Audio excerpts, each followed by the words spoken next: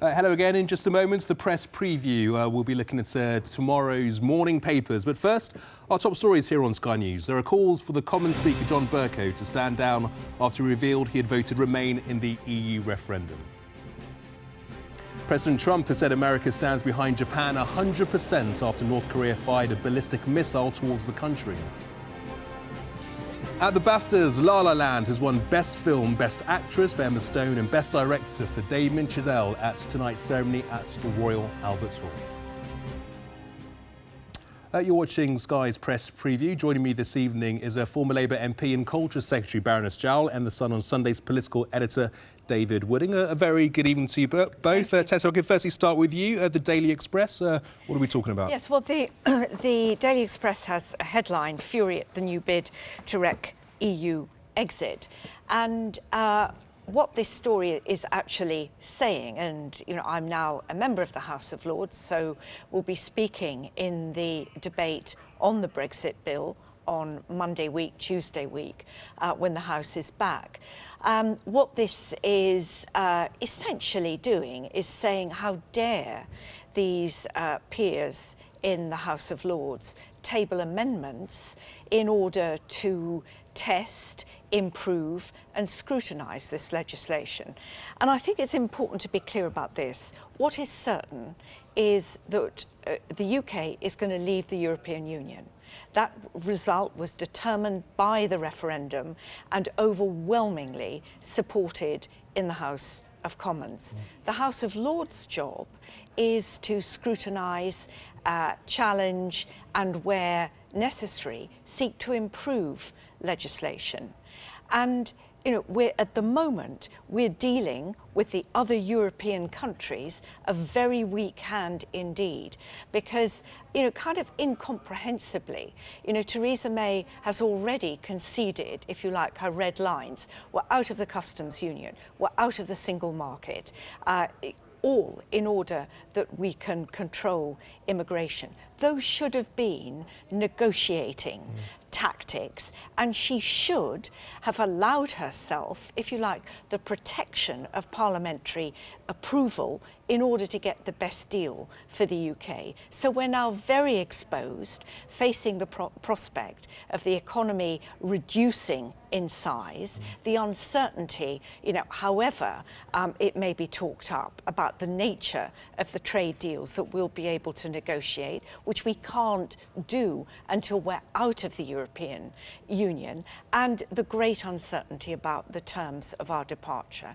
So it's entirely legitimate for the House of Lords to scrutinise, to challenge and to probe. The House of Lords is not going to impede the bill in the way that's suggested. And, I just wanted to say one more thing, and that is that there's a sort of almost bullying culture which is developing in relation to this debate. Don't raise any questions about it. Don't challenge, don't if or but, because that suggests that you're trying to undermine the will of the British people. The will of the British people is settled, but we need to get the very best deal for the British people. And essentially, the Lord's scrutiny will be a contributory factor to that. There is a lot of uncertainty, David, but do you think for a large sector of the public, they just want us to get on with it?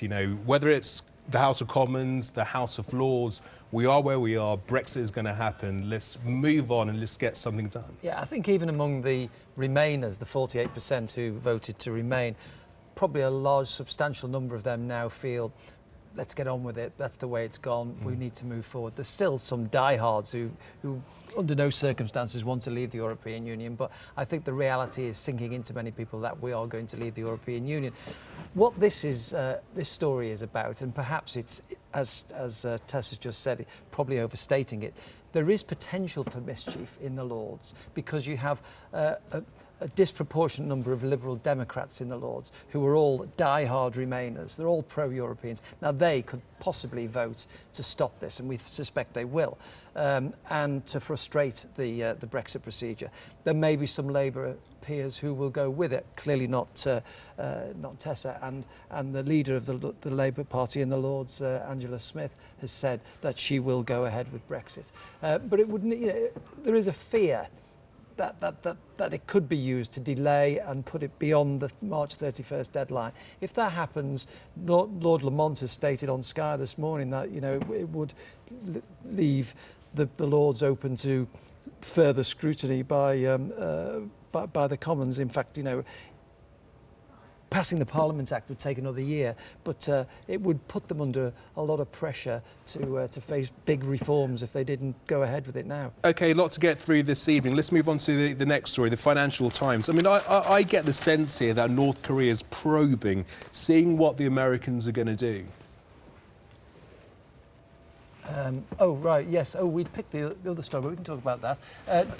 We picked the blue chip story, but we can talk about that if you wish. No, let's move on to the blue chip story. What's that about? This is about it's Theresa May's crackdown on the on executive pay, and there's a poll here which shows that 1 in 10 of the top 100 companies want to ditch these long-term incentive plans.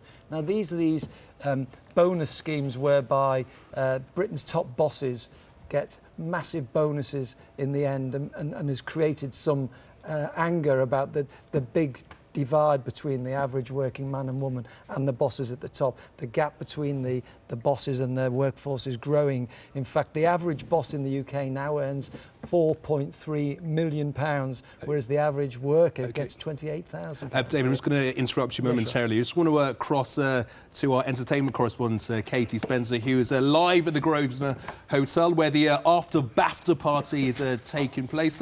How's all going, Katie?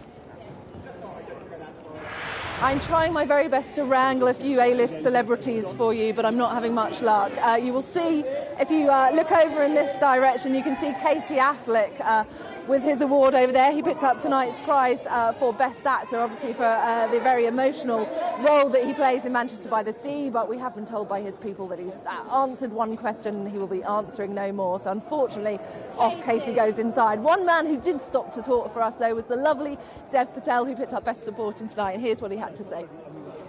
How did it feel to win tonight? You look shocked up there. Yeah, I mean, I was trying to find words, but I was just so excited and elated. Did it really come as that much of a surprise? Completely. Like, yes. And this was a role really that you loved playing. You fought to get this role. Yeah, I fought really hard. I spent 8 months prepping for it, and I don't get roles like this. So to really, to really get a role like this has been a dream. Yeah. Thank you.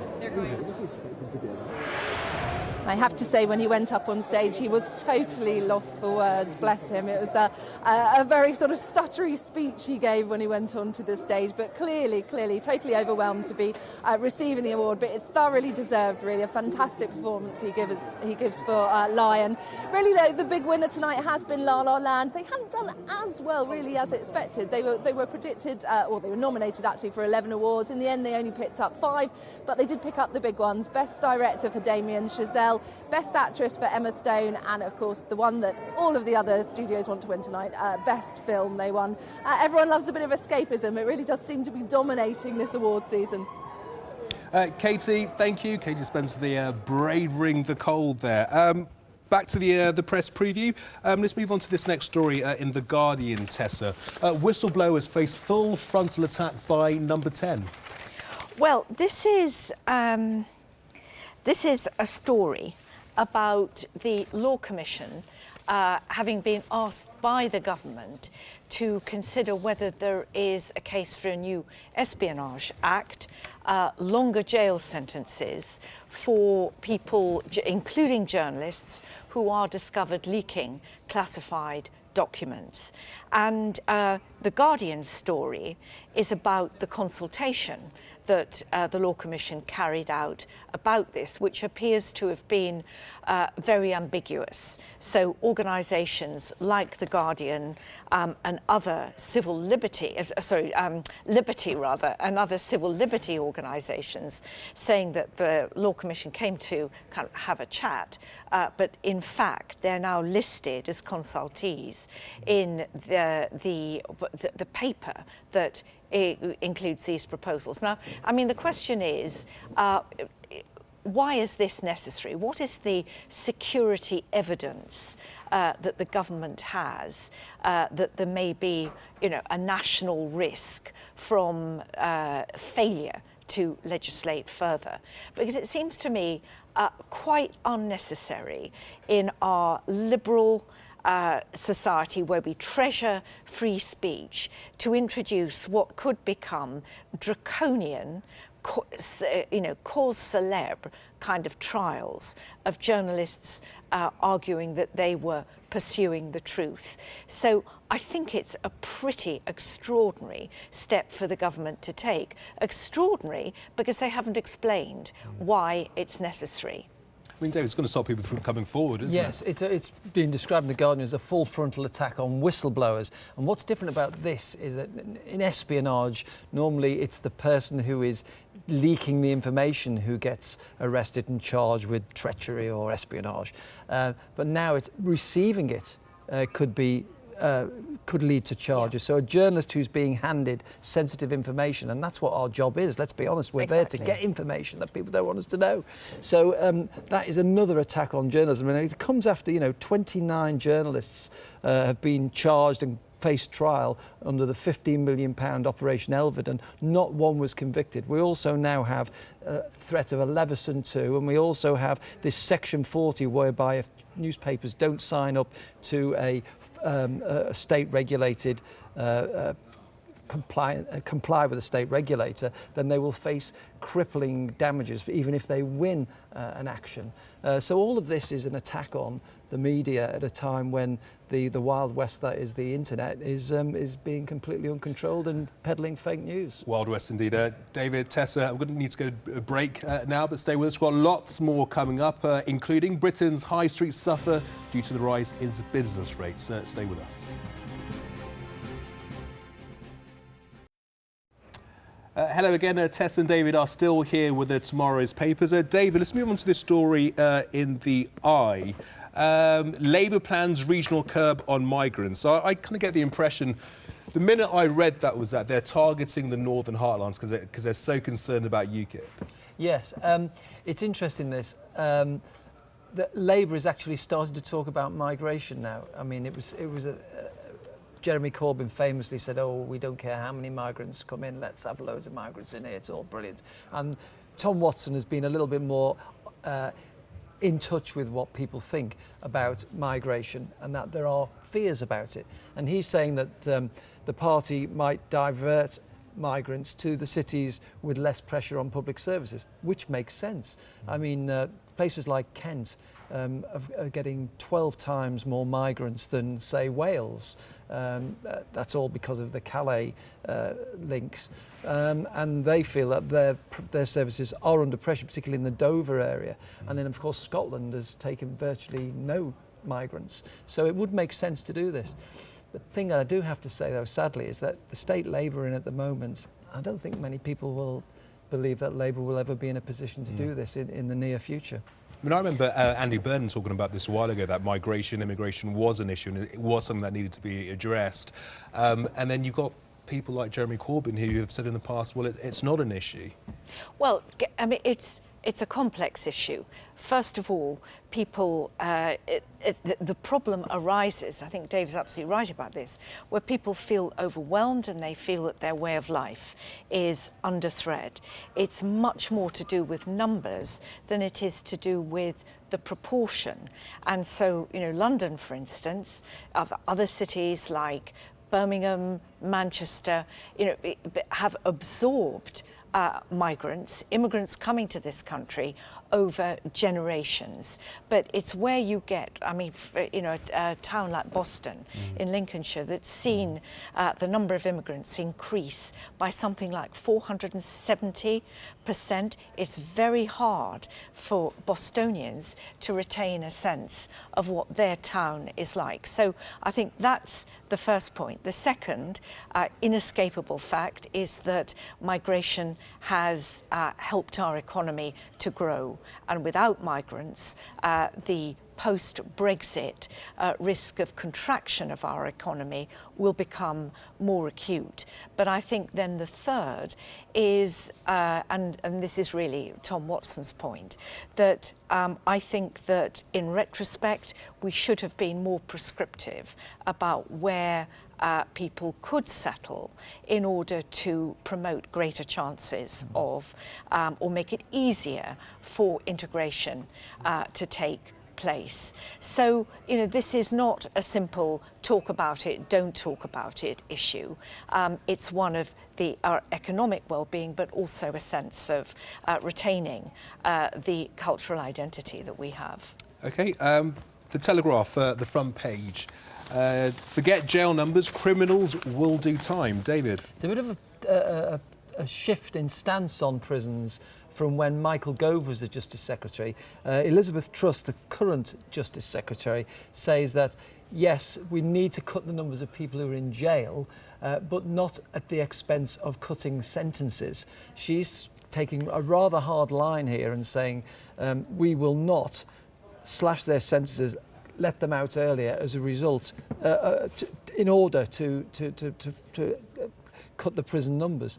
Now this then raises the question, I guess, of whether they're going to build any more prisons, because if you look at the figures here, the number of sex offenders jailed as violent offenders has increased by 75% over the last 10 years, sex offenders by 140%, and the length of sentences have increased by 50% over that same decade. So the number of people going in and the length of the sentences are all increasing. So there is a strain on prisons. But she says it needs fixing, but not by cutting sentences. But the big challenge here is to prevent reoffending when, however long people have been in prison, when they go out, they don't simply come back through a revolving door.